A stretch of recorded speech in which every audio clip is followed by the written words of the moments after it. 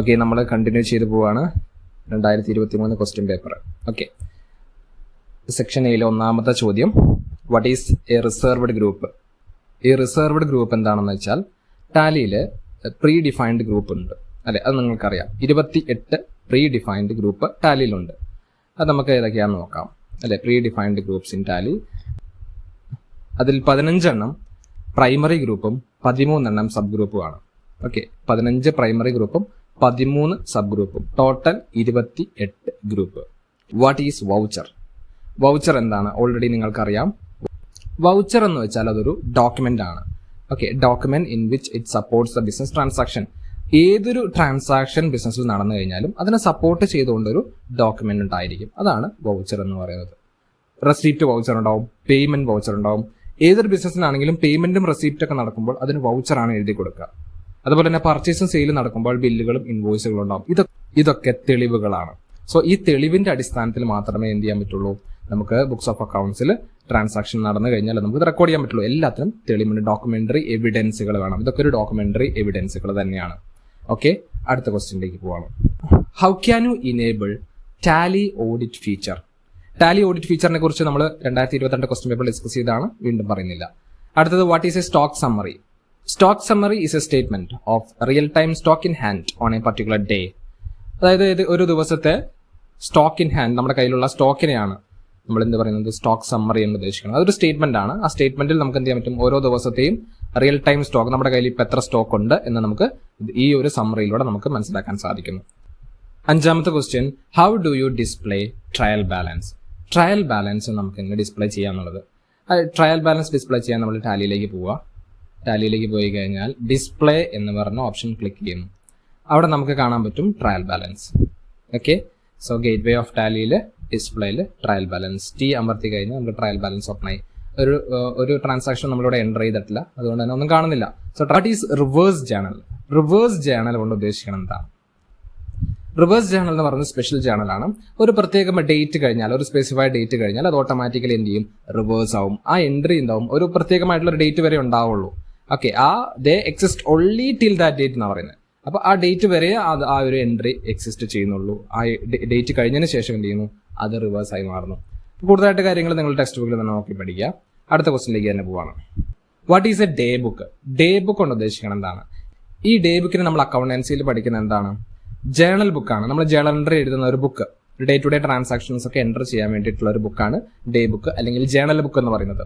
Day book in Tally, day book list all transaction made in a particular day and by default displays the last voucher entry of a regular voucher.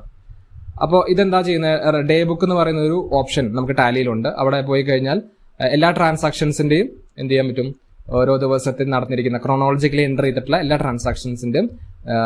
ട്രാൻസാക്ഷനും നമുക്ക് കാണാൻ സാധിക്കും. നമ്മൾ വൗച്ചറിൽ enter ചെയ്തിട്ടുള്ള എല്ലാ ട്രാൻസാക്ഷൻസും നമുക്ക് day ബുക്കിൽ കാണാൻ സാധിക്കും. അവിടെ നിന്ന് നമുക്ക് ആൾട്ടർ ചെയ്യാൻ സാധിക്കും. Explain stock groups. Stock groups എന്താണെന്ന് നമ്മൾ ഓൾറെഡി കഴിഞ്ഞ സെഷനിൽ പറഞ്ഞതാണ്. അടുത്തത്, what is input tax credit? Input tax credit കൊണ്ട് ഉദ്ദേശിക്കുന്നത് എന്താണ്? ഇൻപുട്ട് ടാക്സ് ക്രെഡിറ്റ് ഒന്ന് പഠിച്ചു വെക്കേണ്ട ഒരു ഏരിയ തന്നെയാണ്. നിങ്ങളൊന്ന് പഠിച്ചു വെക്കുക. ഇൻപുട്ട് ടാക്സ് ക്രെഡിറ്റ് വരാൻ ചാൻസ് ഉള്ള ഒരു ഏരിയ ആണ്. Input tax credit means at the time of paying tax on output, you can reduce the tax you have already paid on input. GST വന്നുകൊണ്ടുള്ള ഒരു പ്രധാനപ്പെട്ട ഒരു അഡ്വാൻറ്റേജ് എന്ന് പറയുന്നത് എന്താണ്, ടാക്സ് ഓൺ ടാക്സ് അവോയ്ഡ് ചെയ്യുന്നു, അല്ലെങ്കിൽ കാസ്കേഡിംഗ് എഫക്റ്റുകൾ അവോയ്ഡ് ചെയ്യുന്നതാണ്. നമ്മളൊരു ട്രേഡർ ആണ് അല്ലെങ്കിൽ മാനുഫാക്ചർ ആണെന്ന് വിചാരിക്കുക. നമ്മളൊരു പ്രൊഡക്റ്റ് പർച്ചേസ് ചെയ്യുന്ന സമയത്ത് നമ്മൾ പർച്ചേസ് ടാക്സ് അടയ്ക്കണം. ഓക്കെ, ഈ പ്രൊഡക്റ്റ് തന്നെ നമ്മൾ എന്ത് ചെയ്യുന്നു, സെയിൽ ചെയ്യുന്നു. സെയിൽ ചെയ്യുന്ന സമയത്ത് നമുക്ക് ഔട്ട്പുട്ട് ടാക്സ് വരും, സെയിൽ ടാക്സ് വരും. സോ എന്താണ്, പർച്ചേസ് ചെയ്ത സമയത്ത് നമുക്കൊരു ടാക്സ് വന്നു, അതായത് നമുക്ക് പർച്ചേസ് ടാക്സ് എന്നോ അല്ലെങ്കിൽ ഇൻപുട്ട് ടാക്സ് എന്ന് പറയാം. ഓക്കെ, ഇത് സെയിൽ ചെയ്യുന്ന സമയത്ത് അതേ പ്രൊഡക്റ്റിന്റെ മേൽ വീണ്ടും ടാക്സ് വരികയാണ് അല്ലെ. ആ ഒരു സെയിൽ ടാക്സ് അല്ലെങ്കിൽ ഔട്ട്പുട്ട് ടാക്സ് നമ്മൾ അടയ്ക്കേണ്ടി വരുന്നു. സോ 2 തവണ നമുക്ക് ടാക്സ് അടയ്ക്കേണ്ടി വരും. അത് ഇവിടെ അവോയ്ഡ് ചെയ്യപ്പെടുകയാണ് ചെയ്യുന്നത്. അതാണ് ഇതിന്റെ ഉത്തരവും. ഇൻപുട്ട് ടാക്സ് ക്രെഡിറ്റ് എന്ന് പറഞ്ഞു കഴിഞ്ഞാൽ ഇവിടെ ഒരു ഉദാഹരണം കൊടുത്തിട്ടുണ്ട്. You are A manufacturer, tax payable on output final product is 450. 450 രൂപ നിങ്ങൾക്ക് ആ ഒരു പ്രൊഡക്റ്റ് സെയിൽ ചെയ്യുന്നത് വഴി നിങ്ങൾക്ക് പൈസ അടയ്ക്കാനുണ്ട്, ടാക്സ് അടയ്ക്കാനുണ്ട്. നിങ്ങൾ ഓൾറെഡി ആ ഒരു പ്രൊഡക്റ്റ് പർച്ചേസ് ചെയ്യുന്ന സമയത്ത് അല്ലെങ്കിൽ മാനുഫാക്ചർ ചെയ്ത സമയത്ത് നിങ്ങൾക്ക് ആ ഒരു പ്രൊഡക്റ്റിന് നിങ്ങൾ പൈസ കൊടുത്തിട്ടുണ്ട്. 300 രൂപ ടാക്സ് ആയിട്ട് അടച്ചിട്ടുണ്ട്. You can claim input tax credit of ₹300 and you need to pay only 150. 300 നിങ്ങൾ ഓൾറെഡി ടാക്സ് അടച്ചതാണ്. പർച്ചേസ് ചെയ്ത സമയത്ത് ടാക്സ് 300 അടച്ചതാണ്. സോ 450 ടാക്സിൽ നിന്ന് എന്ത് ചെയ്യാൻ പറ്റും? ഈ 300 ഡിഡക്ട് ചെയ്ത് കിട്ടും. ഓക്കെ, ഇനി നിങ്ങൾക്ക് എത്ര അടയ്ക്കേണ്ടതുള്ളൂ? 150 രൂപ അടയ്ക്കേണ്ടതുള്ളൂ. അതായത് പ്രൊഡക്റ്റിന്റെ ഫൈനൽ ടാക്സ്, ഫൈനൽ പ്രൊഡക്റ്റിൽ വരുന്ന ടാക്സ് എത്രയാണോ അതിൽ നിന്നും നമുക്ക് എന്ത് ചെയ്യാൻ പറ്റും? പർച്ചേസ് ചെയ്തത് ടാക്സ് ഡിഡക്ട് ചെയ്ത് കിട്ടും. അങ്ങനെ നമുക്ക് എമൗണ്ട് കുറഞ്ഞ എമൗണ്ട് മാത്രമേ ടാക്സ് അടയ്ക്കേണ്ടി വരുന്നുള്ളൂ. ഇതിനാണ് ഇൻപുട്ട് ടാക്സ് ക്രെഡിറ്റ് കൊണ്ട് ഉദ്ദേശിക്കുന്നത്. Okay, moving to the next question. What is exception report? Exception report എന്താണ് ഒരു exception report? Exception report refers to a document highlighting the deviation of planned data and actual data. അതായത് planned data, നമ്മൾ നേരത്തെ തീരുമാനിച്ച ഒരു data ഉണ്ടാവും, അതും actual എന്താണ് സംഭവിച്ചിരിക്കുന്നത് ആ ഒരു ഡാറ്റയും തമ്മിലുള്ള ഡീവിയേഷൻ ആണ്, വ്യത്യാസമാണ് എക്സെപ്ഷൻ റിപ്പോർട്ടിൽ കാണാൻ സാധിക്കുക. അതായത് ഇവിടെ പറയുന്നുണ്ട്, ടാലിന്റെ തന്നെ ഹെൽപ്പിൽ നമുക്ക് പോയി കഴിഞ്ഞാൽ, ടാലി ഹെൽപ്പിൽ പോയി കഴിഞ്ഞാൽ ഇതിനുള്ള ഉത്തരങ്ങളൊക്കെ കിട്ടും. Exceptional report tracks unusual transaction or balances. Unusual ആയിട്ടുള്ള ട്രാൻസാക്ഷനോ അല്ലെങ്കിൽ ബാലൻസസിനെയാണ് നമ്മൾ എക്സെപ്ഷൻ റിപ്പോർട്ടിൽ കാണാൻ സാധിക്കുക. ഡിസ്പ്ലേയിൽ തന്നെ നിങ്ങൾക്ക് എന്ത് ചെയ്യാൻ പറ്റും? എക്സെപ്ഷൻ റിപ്പോർട്ട്സ് പോയി കഴിഞ്ഞാൽ ഇവിടെ കാണാം negative stock, negative ledger, overdue receivable, overdue payable, memorandum voucher, cancelled voucher, post dated voucher, email, ഇങ്ങനെയുള്ള ഓപ്ഷൻസ് നമുക്ക് അവിടെ കിട്ടും. ഓക്കെ, അപ്പോൾ എന്താ ഉദ്ദേശിക്കുന്നത്? എന്തെങ്കിലും ബാലൻസസോ അൺയൂഷ്വൽ ബാലൻസസ് ഒക്കെ ഉണ്ടെങ്കിൽ നമുക്ക് ഇവിടെ കാണാൻ സാധിക്കുന്നതാണ്. അടുത്ത ക്വസ്റ്റ്യനിലേക്ക് പോവാണ്. What do you mean by shut a company? Shutting a company, അതായത് കമ്പനി അടച്ചു പൂട്ടുക എന്നുള്ളതാണ് ഇവിടെ ഉദ്ദേശിക്കുന്നത്. അതല്ലാതെ ഇതിനൊരു കമ്പനി ഡിലീറ്റ് ചെയ്യുക എന്നുള്ളത് അർത്ഥം ഇവിടെ ഇല്ല. ഡിലീറ്റ് എ കമ്പനിയും ഷട്ട് എ കമ്പനിയും രണ്ടാണ്. ഓക്കെ, ഡിലീറ്റ് എ കമ്പനി പൂർണ്ണമായിട്ടും നമുക്ക് പിന്നെ ഒരിക്കലും അത് റിക്കവർ ചെയ്യാൻ പറ്റുന്നില്ല. ഷട്ട് എ കമ്പനി മീൻസ് നമുക്ക് ആ കമ്പനി അടച്ചു പൂട്ടാം, ആ കമ്പനി ടാലിയിൽ തന്നെ ഉണ്ടാവും, നമുക്ക് എപ്പോൾ വേണമെങ്കിലും അത് വീണ്ടും ഓപ്പൺ ചെയ്യാം. ഓക്കെ, അതാണ് ഷട്ട് ദ കമ്പനി. അത് നമുക്ക് ടാലിയിൽ പോയി കഴിഞ്ഞാൽ ഒരു കമ്പനി ഷട്ട് ചെയ്യണമെങ്കിൽ കമ്പനി ഇൻഫോയിൽ പോയിട്ട് ഷട്ട് കമ്പനി എന്ന് പറഞ്ഞ് കൊടുത്തിട്ടുണ്ട്. ഷട്ട് എ കമ്പനി, മൂന്നാമത്തെ ഓപ്ഷൻ ഷട്ട് എ കമ്പനി. ഇപ്പൊ നിങ്ങളോട് ABC കമ്പനി ഷട്ട് ചെയ്യണമെങ്കിൽ അത് ഷട്ടായി. ഓക്കെ, ഇനി ആ കമ്പനി തന്നെ നിങ്ങൾക്ക് സെലക്ട് ചെയ്ത് ഓപ്പൺ ചെയ്യാം. സെലക്ട് കമ്പനി അടിക്കുക, അപ്പൊ ABC കമ്പനി അവിടെ വന്നു. ഓക്കെ, അത് ഓപ്പൺ ചെയ്യണമെങ്കിൽ വീണ്ടും അത് ഓപ്പൺ ചെയ്യാം. ഇങ്ങനെയാണ് അത് ചെയ്യുന്നത്, അതല്ലാതെ ഡിലീറ്റ് ആവുന്നില്ല എന്നുള്ളത് പ്രത്യേകം ഓർത്തിരിക്കുക. അടുത്ത ക്വസ്റ്റ്യനിലേക്ക് പോവാണ്. How can you enable budget in Tally? Budget ടാലിയിൽ എങ്ങനെ ബജറ്റ് ഓൺ ആക്കാം എന്നുള്ളതാണ്. നിങ്ങൾ എന്ത് ചെയ്യുന്നു? F11 ഫീച്ചേഴ്സിൽ പോകുന്നു. ഇവിടെ ഒന്നും ഡിഫാൾട്ട് ആയിട്ട് ഓൺ അല്ല, എല്ലാം നിങ്ങൾ എന്ത് ചെയ്യണം? ഓൺ ആക്കേണ്ടി വരും.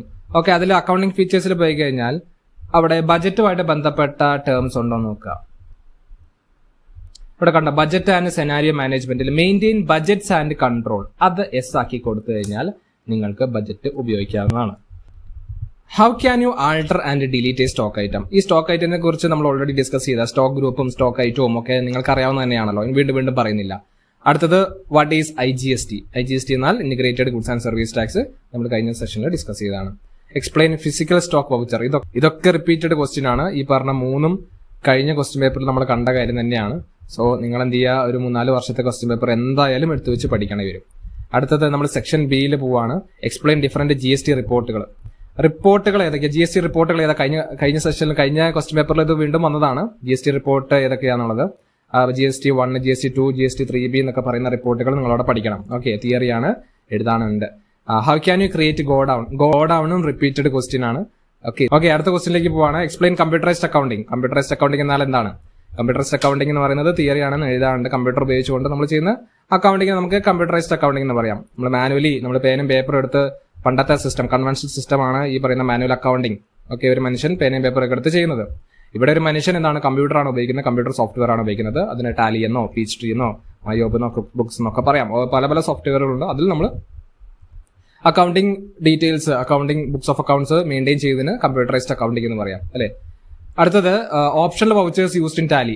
ഓപ്ഷണൽ വൗച്ചേഴ്സിനെ കുറിച്ച് നമ്മൾ കഴിഞ്ഞ സെഷനിൽ പറഞ്ഞതാണ്. സെയിം റിപ്പീറ്റഡ് ക്വസ്റ്റ്യൻ വീണ്ടും വന്നിരിക്കുകയാണ്. This is also known as non accounting voucher. അതൊരു നോൺ അക്കൗണ്ടിങ് വൗച്ചർ ആണ്. അതായത് ഗേറ്റ് വേ ഓഫ് ടാലിയിൽ പോകുന്നു, അക്കൗണ്ട്സ് ഇൻഫോയിൽ പോകുന്നു, വൗച്ചർ ടൈപ്പ് എടുക്കുന്നു. അവിടെ നമ്മൾ ഏത് വൗച്ചർ ടൈപ്പ് ആണെന്നുള്ളത് സെലക്ട് ചെയ്യുന്നു. അതിനുശേഷം mark optional as default to yes അടിച്ചു കഴിഞ്ഞാൽ അതൊക്കെ എന്താണ്? ഓപ്ഷണൽ ആയിട്ട് മാറുന്നു.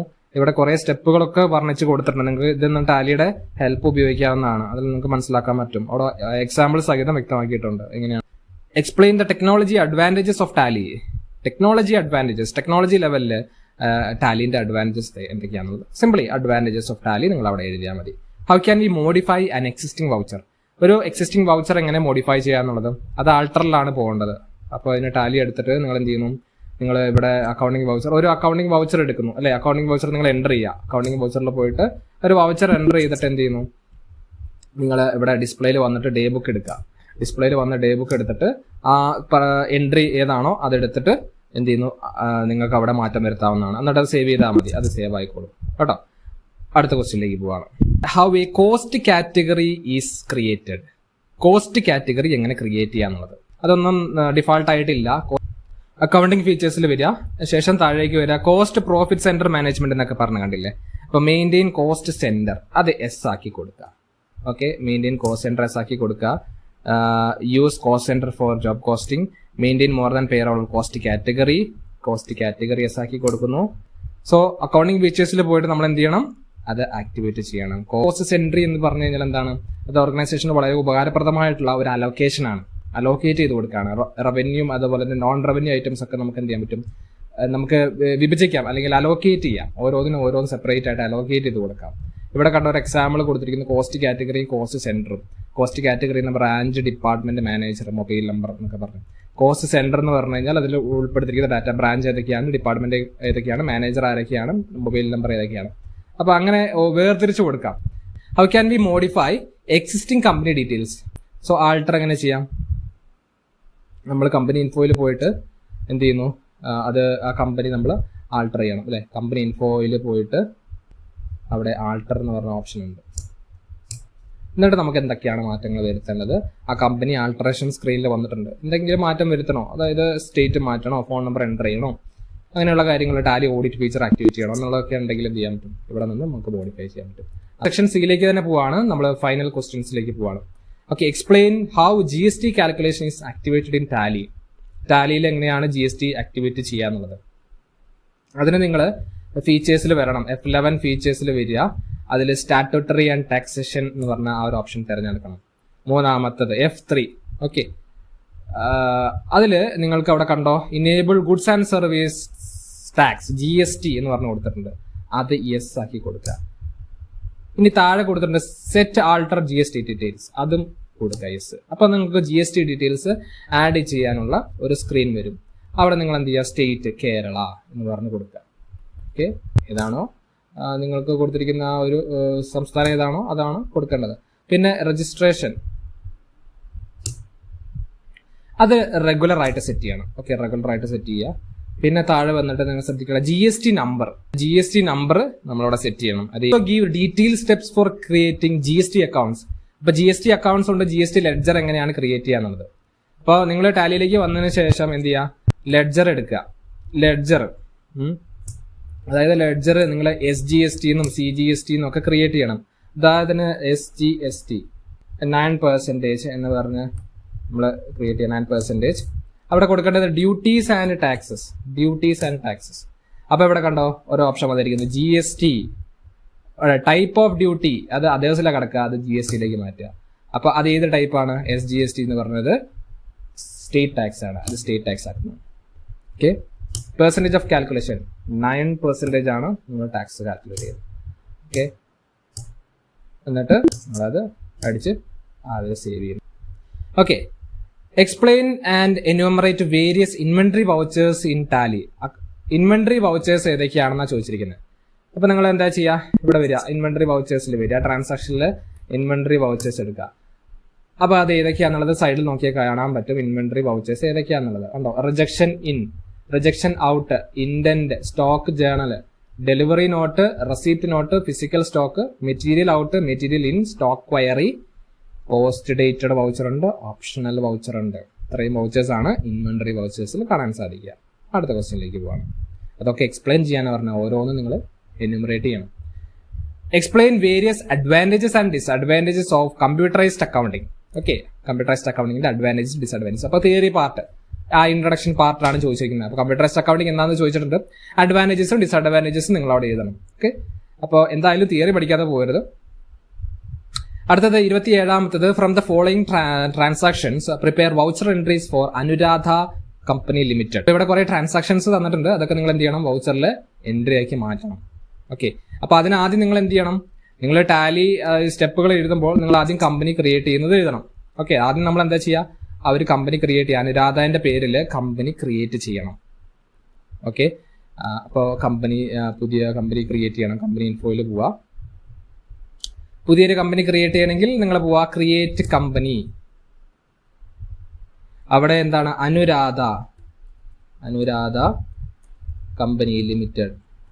ഓക്കെ, അങ്ങനെ ഈ ഡീറ്റെയിൽസുകളൊക്കെ പറയാൻ അനുരാധ എവിടെയാണ്, അവിടെ കൺട്രി കൊടുത്തിട്ടുണ്ടെങ്കിൽ കൺട്രി കൊടുക്കുക, അതുപോലെ തന്നെ സ്റ്റേറ്റ് തന്നിട്ടുണ്ടെങ്കിൽ സ്റ്റേറ്റ് കൊടുക്കുക. അങ്ങനെ ഡീറ്റെയിൽസുകളൊക്കെ നിങ്ങൾ ആ സ്ക്രീൻ നിങ്ങൾ ആ വരച്ച് കാണിക്കേണ്ടി വരും. ഇത് എസ്എ ലെവൽ ക്വസ്റ്റ്യൻ ആണല്ലോ. അപ്പോൾ കമ്പനി ക്രിയേഷനിൽ വരുന്ന ഐറ്റംസ് ഏതൊക്കെയാണെന്നുള്ളതൊന്നും നോക്കുക. Name, mailing name, address, country, state, pincode, phone number, ഇങ്ങനെയുള്ള ഡീറ്റെയിൽസ് അവിടെ എൻ്റർ ചെയ്യുക. എന്നിട്ട് നിങ്ങൾ കൺട്രോൾ എ അടിച്ച് സേവ് ചെയ്യുന്നു. ശേഷം നിങ്ങൾ എന്താ ചെയ്യേണ്ടത്, ലെഡ്ജർ ആണ് ക്രിയേറ്റ് ചെയ്യേണ്ടത്. ഈ ലെഡ്ജർ നമുക്ക് വൗച്ചറിലെ ഇടയിൽ തന്നെ നമുക്ക് ക്രിയേറ്റ് ചെയ്യാം. ക്യാഷും പ്രോഫിറ്റ് ആൻഡ് ലോസ് അക്കൗണ്ടും ഓൾറെഡി ക്രിയേറ്റഡ് ആണ് ലെഡ്ജർ, അത് നമുക്ക് വീണ്ടും ക്രിയേറ്റ് ചെയ്യേണ്ട ആവശ്യമില്ല. അപ്പോൾ നിങ്ങളോട് ചോദിച്ചിരിക്കുന്ന ഫസ്റ്റത്തെ ട്രാൻസാക്ഷൻ ഏതാണ്? Purchased goods from ABC 55,000. Goods വാങ്ങുമ്പോൾ നമ്മൾ കൊടുക്കുന്ന എൻട്രി ഏതാണ്? പർച്ചേസ് അക്കൗണ്ട് ആണ് അല്ലെ, പർച്ചേസസ് അക്കൗണ്ട്. അപ്പോൾ ഇവിടെ എൻട്രി വരുന്നത് എന്താ? Purchase account debtor to ABC ആണ് ഇവിടെ വരിക.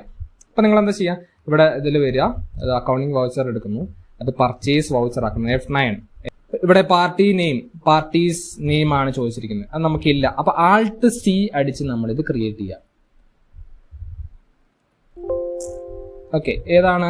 ABC limited, ABC. ഓക്കെ, ഇയാൾ ആരാണ്? ക്രെഡിറ്റർ ആണ്, നമ്മൾ പൈസ കൊടുക്കണമല്ലോ, ക്രെഡിറ്റർ ആണ്. അപ്പൊ ഇത് കൺട്രോൾ A അടിക്കുന്നു. ഓക്കെ, അടിച്ചു വരിക, കൺട്രോൾ A അടിക്കുക. പർച്ചേസ് ലെഡ്ജർ ആണ്, Alt C,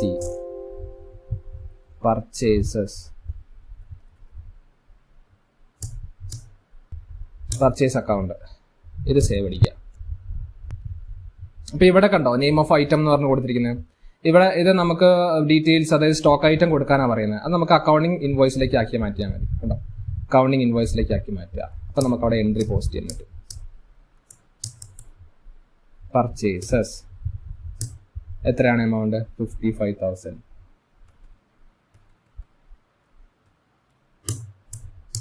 ഓക്കെ, അക്സെപ്റ്റ്. ഇനി രണ്ടാമത്തെ ക്വസ്റ്റ്യനിലേക്ക് പോവാണ്. എന്താ ചോദിച്ചിരിക്കുന്നത്? Paid commission 1500. ഇപ്പൊ പേയ്മെന്റ് വൗച്ചറിൽ വരിക, FIL പേയ്മെന്റ് വൗച്ചറിൽ വരിക. എന്താണ് അക്കൗണ്ട്? ക്യാഷ് ആയിട്ടല്ലേ കൊടുത്തത്, അപ്പൊ ക്യാഷ് അവിടെ കൊടുക്കുക. ഇനി ഇവിടെ എന്താ, ഇവിടെ Alt C അടിച്ച് നമ്മൾ എന്ത് ചെയ്യുക, ക്രിയേറ്റ് ചെയ്യണം. Alt C അടിച്ചിട്ട് കമ്മീഷൻ എന്ന് പറഞ്ഞ് ക്രിയേറ്റ് ചെയ്യുക.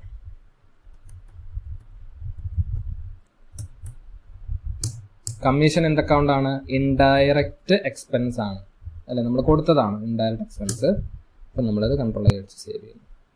അപ്പോൾ കമ്മീഷൻ എത്രയാണ്? 1500.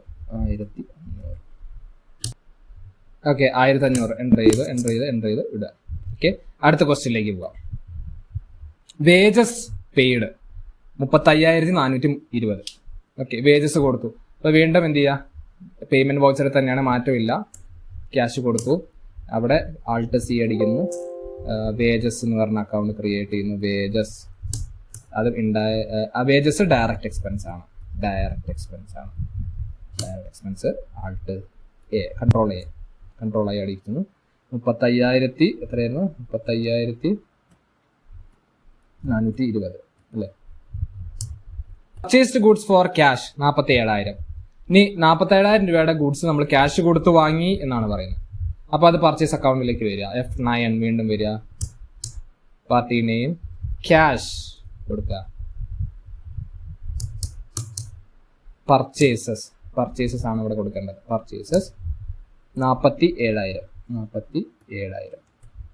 ക്യാഷ് പേ ടു ABC നമ്മൾ പൈസ കൊടുക്കാറുണ്ടായിരുന്ന 55,000 രൂപ, അതിന് 35,000 രൂപ നമ്മൾ കൊടുക്കാൻ പോവാണ്. Cash pay to ABC. അപ്പൊ പേയ്മെന്റ് വൗച്ചറിൽ ABCക്ക് നമ്മൾ കൊടുക്കാൻ പോവാണ്. ക്യാഷ് അല്ലേ കൊടുക്കുന്നത്? ആർക്കാ കൊടുക്കുന്നത്? ABCക്ക്. ABCക്ക് എത്ര? 35,000 രൂപ കൊടുക്കുക. 35,000 against reference. ലാസ്റ്റത്തെ ട്രാൻസാക്ഷൻ നോക്കിക്കേ. Purchased machinery for ₹25,000. ₹15,000 paid by cheque and balance paid in cash. 25,000 രൂപയുടെ മെഷീനറി വാങ്ങിച്ചിട്ട് 15,000 രൂപയ്ക്ക് ചെക്ക് വഴി കൊടുത്തു, 10,000 രൂപയ്ക്ക് ക്യാഷ് വെച്ച് കൊടുത്തു. അപ്പോൾ മെഷീനറി വാങ്ങിയതാകുമ്പോൾ പേയ്മെന്റ് വൗച്ചറിൽ നമ്മൾ Alt C അടിച്ചിട്ട് മെഷീനറി ക്രിയേറ്റ് ചെയ്യണം. മെഷീനറി എന്താണ്? ഫിക്സഡ് അസറ്റ് ആണ്. കൺട്രോൾ A അടിച്ച് സേവ് ചെയ്യാം. മെഷീനറി അക്കൗണ്ട് ഡെപ്റ്റർ മൊത്തം 25,000 ആണ്. ഇതൊരു കോമ്പൗണ്ട് എൻട്രി ആണ് അല്ലെ. അതായത് ക്രെഡിറ്റിൽ 2 അക്കൗണ്ട് വന്നില്ലേ, ബാങ്കും ക്യാഷും വരും. ഒന്ന് ചെക്കായി കൊടുത്തു, ഒന്ന് ക്യാഷ് ആയിട്ട് കൊടുത്തു എന്ന് പറഞ്ഞത്. അപ്പോൾ ക്രെഡിറ്റിൽ 2 അക്കൗണ്ട് വരും, ക്യാഷും ബാങ്കും. അപ്പോൾ ഇതിനെ നമുക്ക് കോമ്പൗണ്ട് എൻട്രി എന്ന് വിളിക്കാം. ഡെബിറ്റിലോ ക്രെഡിറ്റിലോ 2 ആസ്പെക്ട്, 2 അതിൽ കൂടുതൽ ആസ്പെക്റ്റിൽ വരുന്നതിനെ നമുക്ക് കോമ്പൗണ്ട് എൻട്രി എന്ന് പറയാം. അപ്പോൾ ഇവിടെ മെഷീനറി അക്കൗണ്ട് ഡെപ്റ്റർ 2 എന്താണ്, ചെക്ക് വഴി കൊടുത്തത് ബാങ്ക് എത്രയാണ്, 15,000. പിന്നെ ബാക്കി ക്യാഷ് ആയിട്ട് കൊടുത്ത ക്യാഷ് അത് 10 ഓട്ടോമാറ്റിക്കലി അവിടെ വന്നു. എന്തടിച്ചാൽ മതി, സേവ് അടിച്ചാൽ മതി. ഓക്കെ, ഇനി നിങ്ങൾക്ക് എന്ത് ചെയ്യാൻ പറ്റും, ഇത് നിങ്ങൾ എൻ്റർ ചെയ്ത കാര്യങ്ങളൊക്കെ നിങ്ങൾക്ക് ഡിസ്പ്ലേയിൽ പോയി കഴിഞ്ഞാൽ ഡേ ബുക്കിൽ കാണാൻ പറ്റും കേട്ടോ, ഓരോ ട്രാൻസാക്ഷനും നടന്നിരിക്കുന്നത്. ഓക്കെ, ഇനി ആദ്യത്തെ ഒരു ക്വസ്റ്റ്യൻ ഉണ്ടായിരുന്നല്ലോ, ട്രയൽ ബാലൻസ്. ഇവിടെ ട്രയൽ ബാലൻസ് വന്നിരിക്കുന്നുണ്ടോ. ഈ വീഡിയോ വൈൻഡപ്പ് ചെയ്യാണ്. നിങ്ങൾക്ക് എല്ലാവർക്കും നല്ലൊരു എക്സാം ആശംസിക്കുന്നു. അപ്പോൾ എനിവേ നമ്മൾ ഈ വീഡിയോ വൈൻഡപ്പ് ചെയ്യാണ്. Thanks for watching. ബൈ.